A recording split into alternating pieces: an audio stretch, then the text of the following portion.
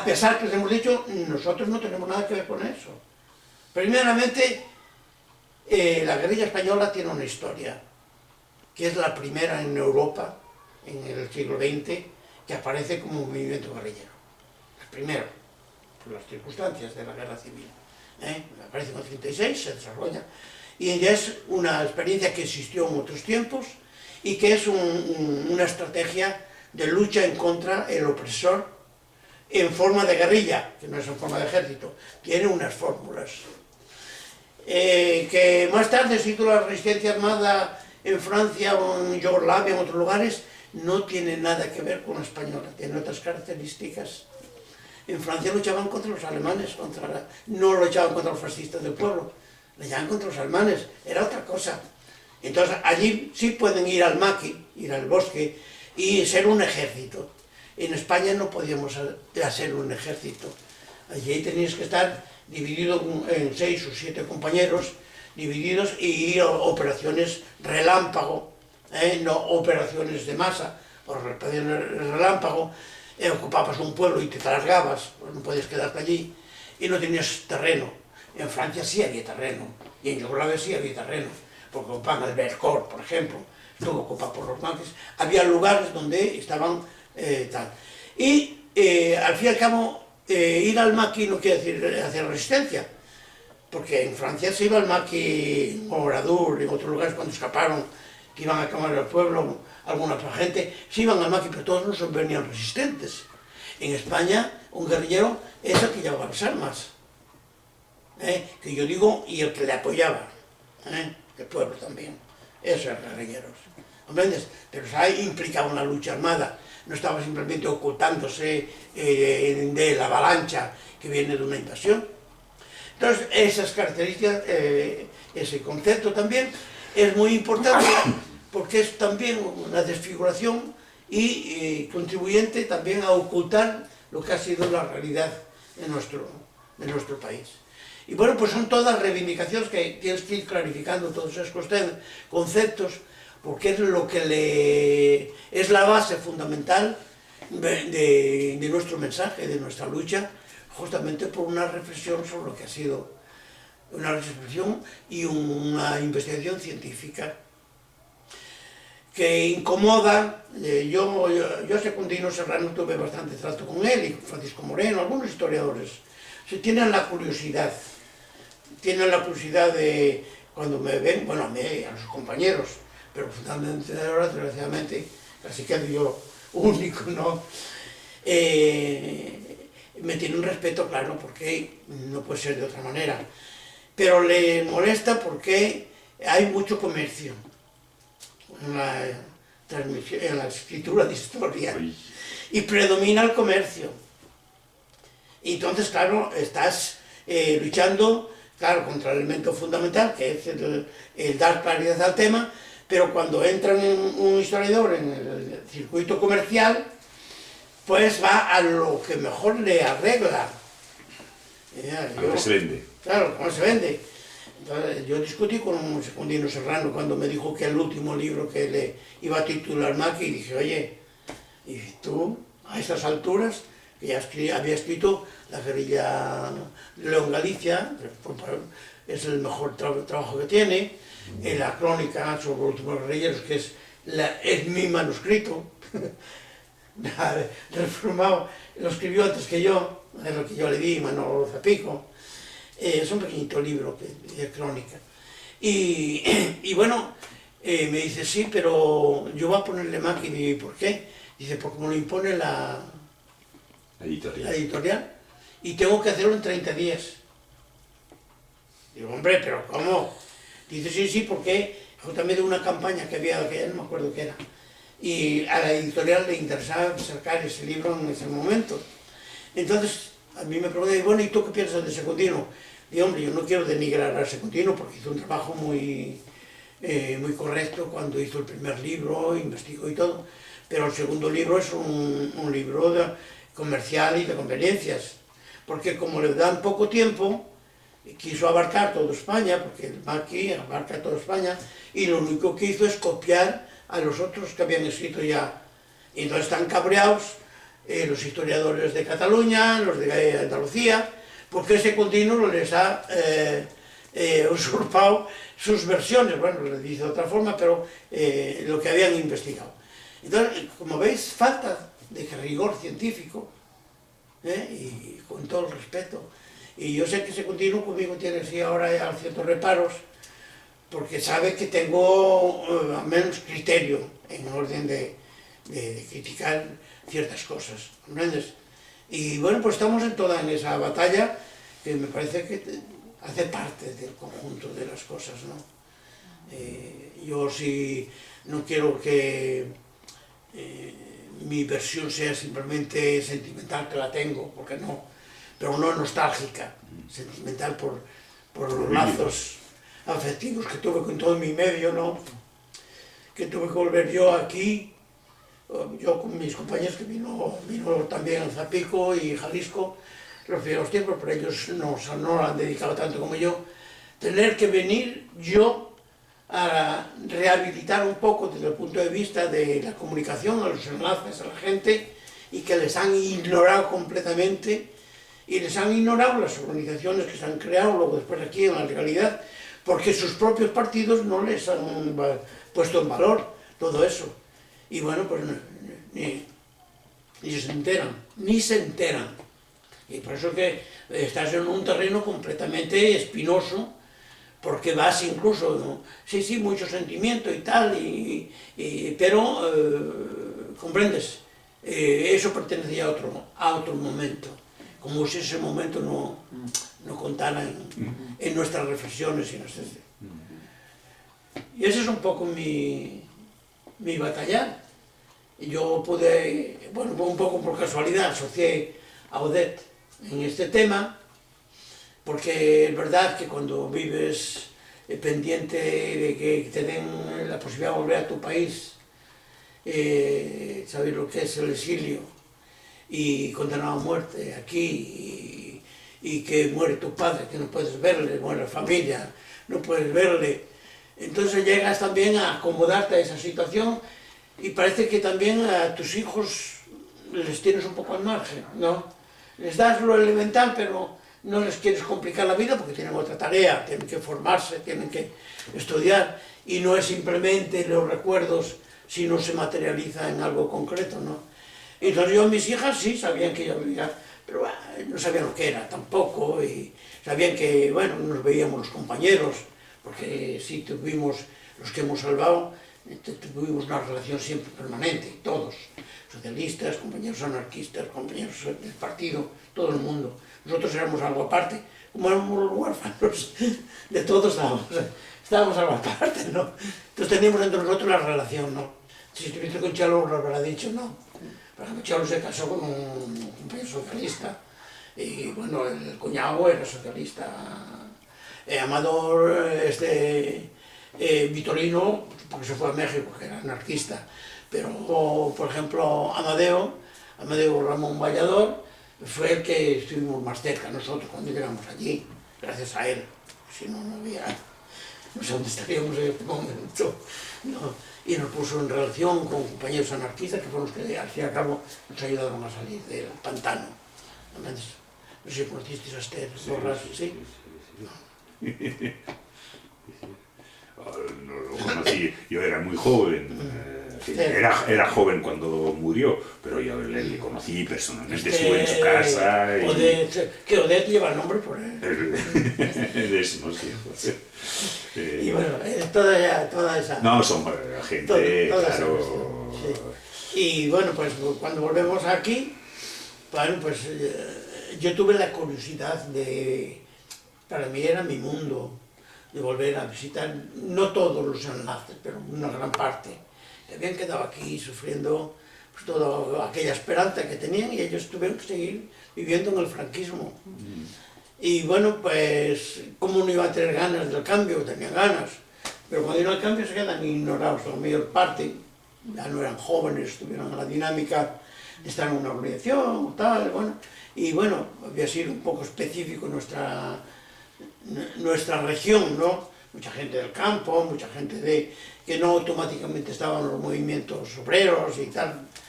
y bueno, todo eso se quedó en el...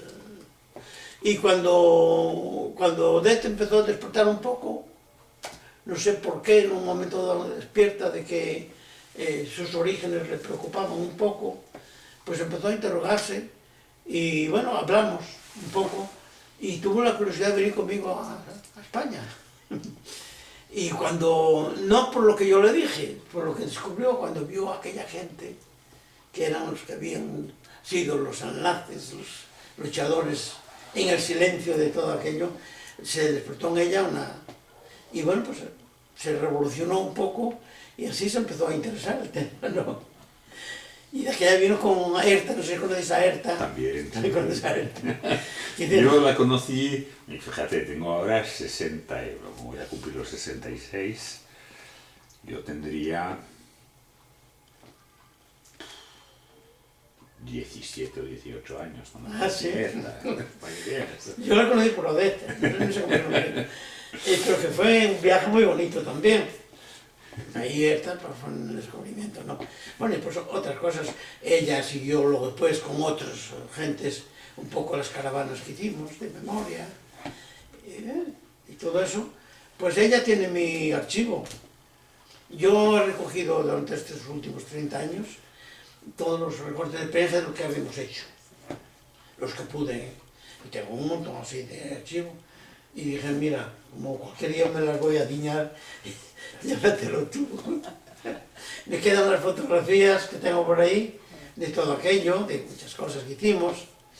Y bueno, ¿qué quieres? Yo no puedo hacer otra cosa. Creo que hice lo que puedo, y que lo que es mi deber, mi obligación.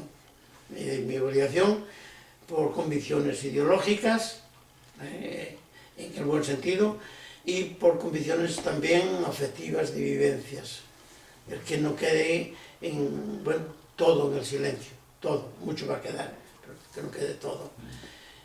Y bueno, ayer, por ejemplo, bueno, por aquí fui a varios lugares de institutos, hicimos actos, universidades, por Galicia también. Ahora voy a ir a Galicia. Me voy la semana que viene a Galicia, me voy a Vigo. Allí tengo una cuanta gente de hacer, allí en Galicia mis relaciones se hicieron de que me han traducido el libro en gallego, nos aterra. Acuña. Acuña. ¿Conoces Acuña? Sí. Claro. Acuña, claro. Una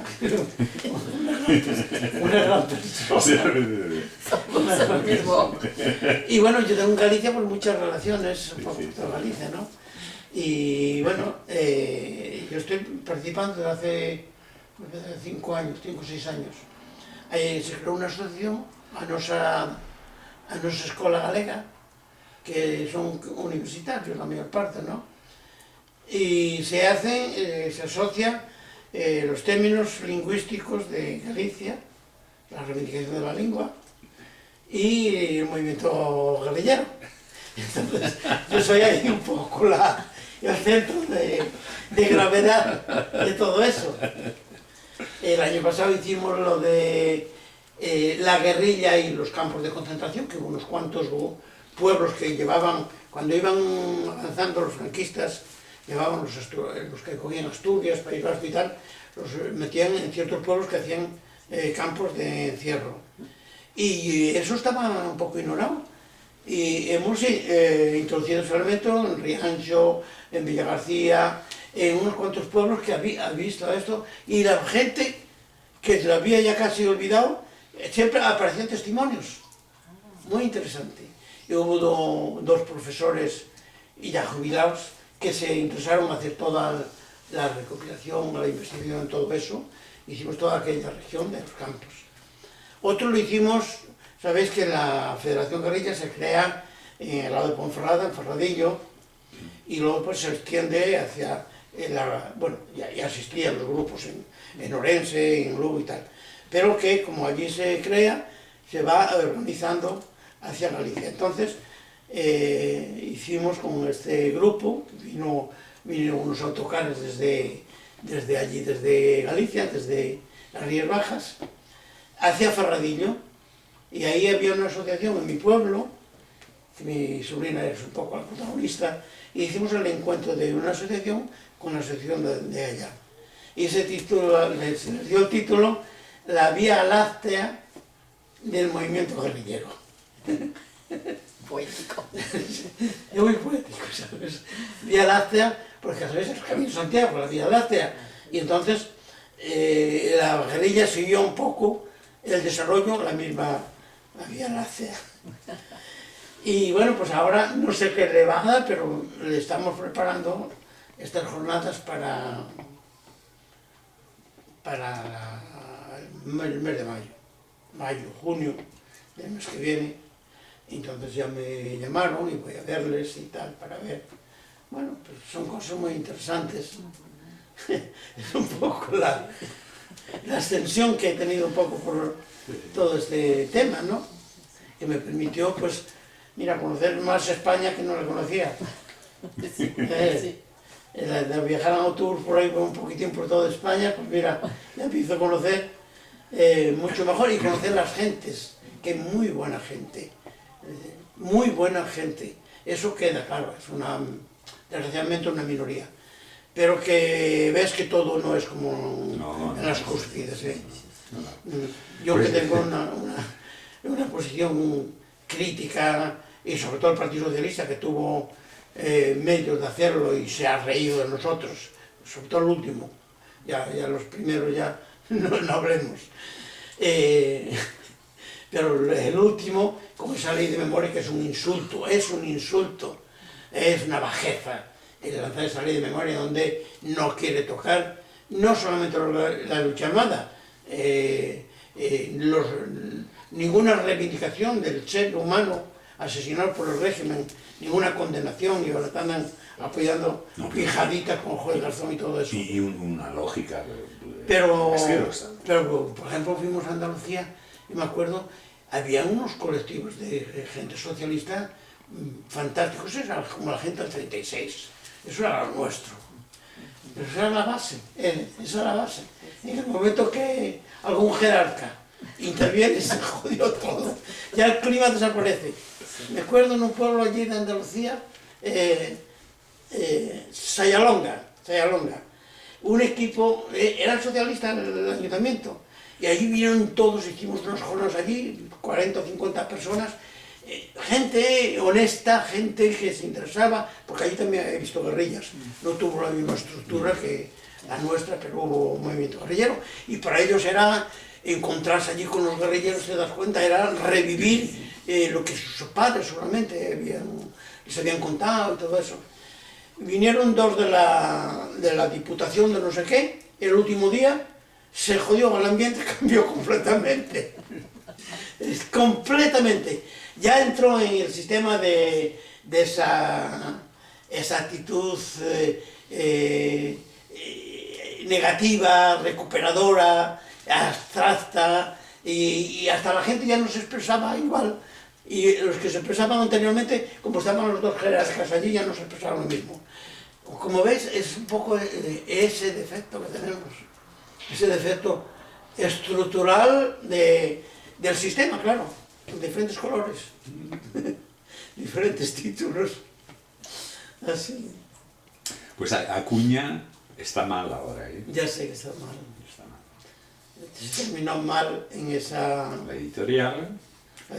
Y entonces, hará un mes, editó una novela, pero no la hemos visto todavía. Ah, ¿sí? Sí, ha escrito una novela, se la han editado. Entonces, y estaba esperando que saliera cuando le vimos por última vez. Ah, pues no sabía. En Pontevedra. Sí, voy a llamarle a ver si puede verle. Es muy agradable, muy simpático. Yo estuve con él, me presentó en un acto que hicimos ¿dónde vive, hombre? En Pontevedra. Pontevedra. Bueno, yo tuve mucha relación con él, claro, con lo del libro, y luego después se continuó. No, porque es una excelente persona. Muy humana, muy buena, sí. Excelente persona. Bueno. Estuvimos nosotros con Camilo de Dios. Ah, sí. ¿Qué les contó? Pues él estuvo en una reunión, y eso lo tenemos que aclarar bien. Estuvo en una reunión en el 47 o 48, no sabe exactamente, cerca de Tribes, en una bodega. Antes de estar en la guerrilla, ¿no? Ah, no, no, no. Como enlace. No, estando. Ah, estando en la guerrilla. Estando. Y él fue de la delegación para entrevistarse con Mario y con Manuel. Y hubo 2 reuniones. Él estuvo en la primera y dijo, yo era muy joven y yo solo hice eso, pero me presentaron allí al Pinche y a Manuel, o Porco. No sé. Es verdad que Mario estaba por esa zona Ah, sí, en seguro. ese tiempo, Seguro.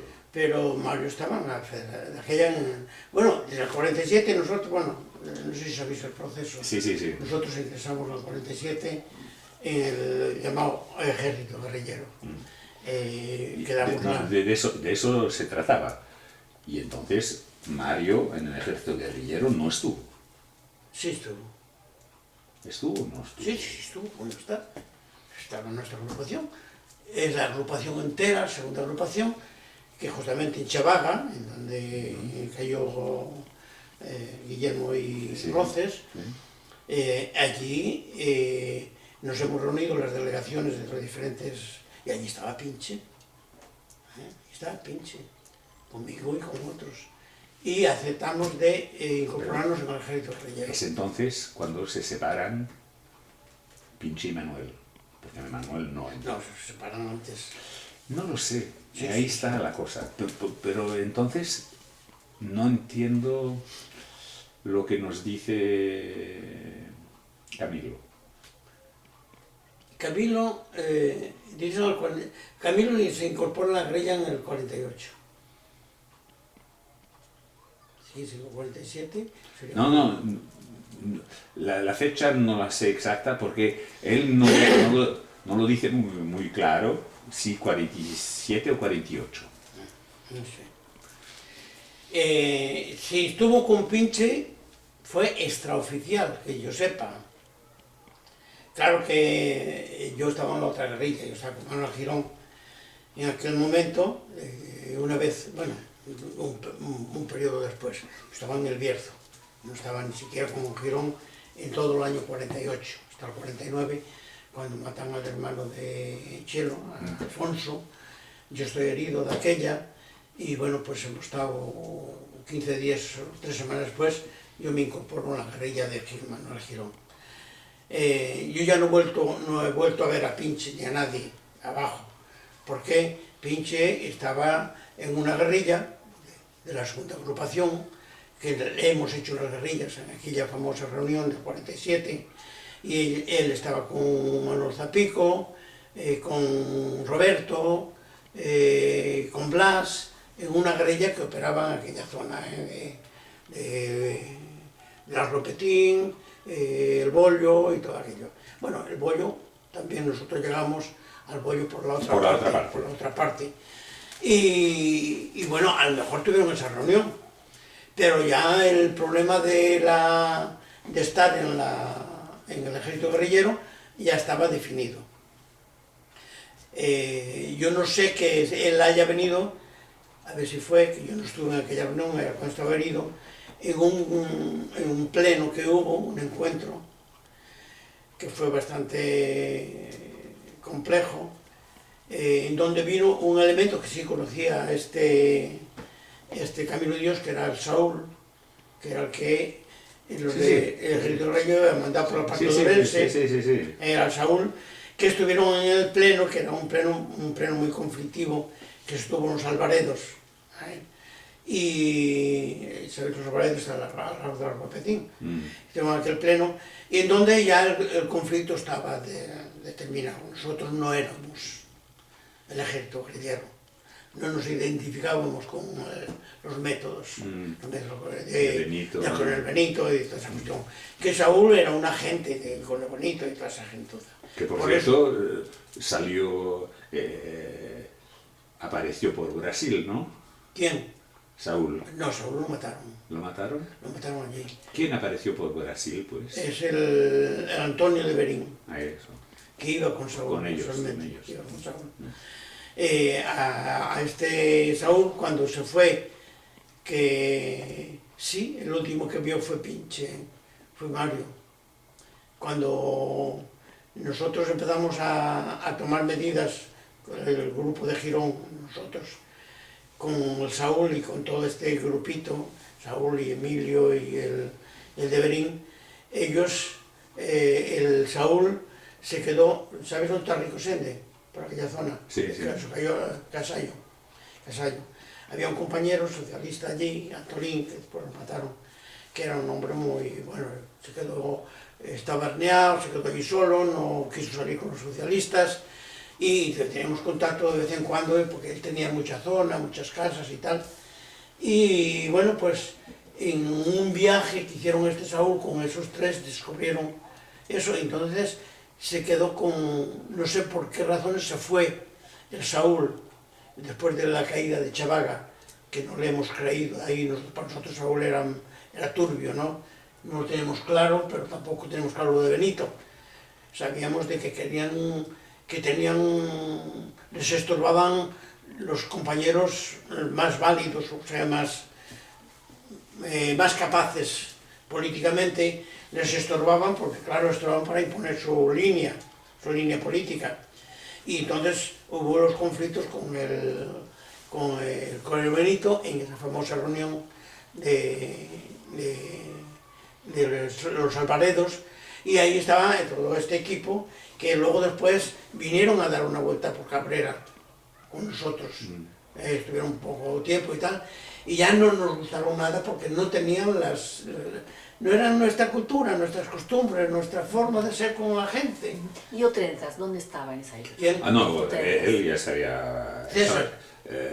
Otrenzas, que ese es uno de los principios que cuando... Sí, yo al Trenzas no lo he conocido. Estaba escondido Sí, en toda sí, esa época. era un topo. Primero lo cogieron, Sí, ese sí. campo. Porque él es curioso, él estuvo con Trenzas, Pinche, Manuel, fue el primer grupo de allí, de esa zona. De Manzanillo. Bueno, pues Pinche sería el único solo de la guerrilla.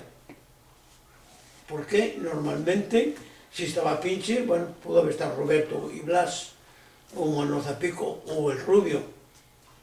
Por ejemplo, que el Rubio era de allí de Villanuiz, por allí. Y eso no sé. Lo cierto es que Camilo de Dios fue un poco cándido con todo esto. Él no tiene todavía... estuvo en otro contexto. A él lo cogieron pronto, no tuvo seguramente tiempo a reflexionar. Cuando yo le digo, sí, el Saúl y estos son unos... Sí. Nosotros decíamos unos traidores. Ellos no lo creen. Nos lo contó diciéndonos es que yo soy muy obediente. Sí, demasiado obediente. Y entonces también... No, pero ahora me parece que está convencido de que no. Bueno, pero... Mira, pero oye, ahora ya es muy tarde. Cuando yo le escribí una carta poniéndole